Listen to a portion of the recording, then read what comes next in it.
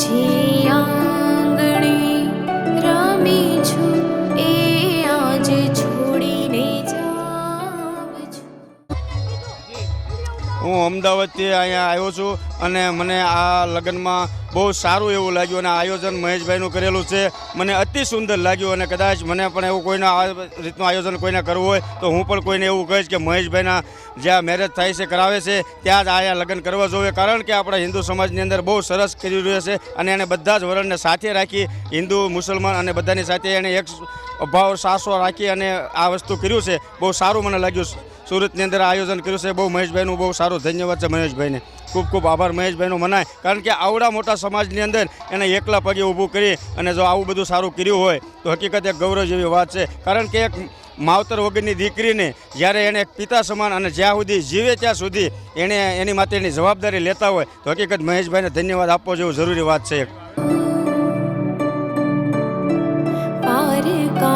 ઘરને પોતાનું બનાવવા જાઉં છું। મહેશભાઈ સવાણી ખૂબ જ કામ દીકરીઓનું કરે છે અને મારા હિસાબે એને 500 નહીં પણ 5000 દીકરીઓનું લગ્ન કરી ચૂક્યા છે અને લગ્ન કર્યા પછી લગ્નની જવાબદારી પોતે દીકરીઓની રાખે છે।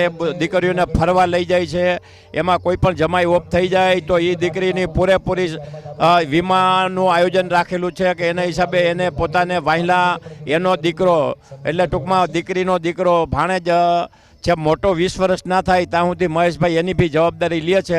એટલે મહેશભાઈ જેવા હીરલા પાયકા બહુ સારું કહેવાય।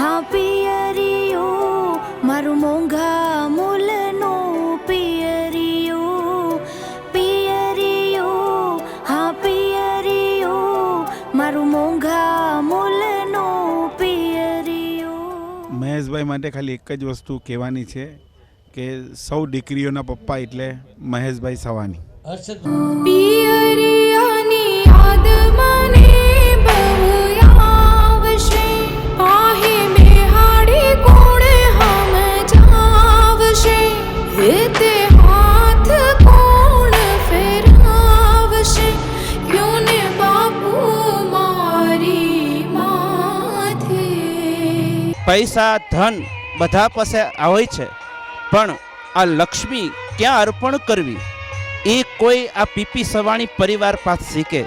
ખરેખર લક્ષ્મીને લક્ષ્મી જ આપી છે, એમ નથી કહેતો કન્યાદાન આપ્યું છે, પણ લક્ષ્મીને લક્ષ્મી આપીને ખરેખર આ પીપી સવાણી પરિવાર ખૂબ પુણ્ય કમાય છે। આવો સાથે આપણે પણ સાથ સહકાર આપીએ। પિતા એવા છે કે જેણે અનાથ દીકરીઓને પોતાની દીકરી માનીને જિંદગીભરની અને જીવનભરની પોતાની દીકરી માની છે, એવા મહેશ સવાણીને જેટલો આભાર માને ને એટલો ખૂબ ઓછો છે।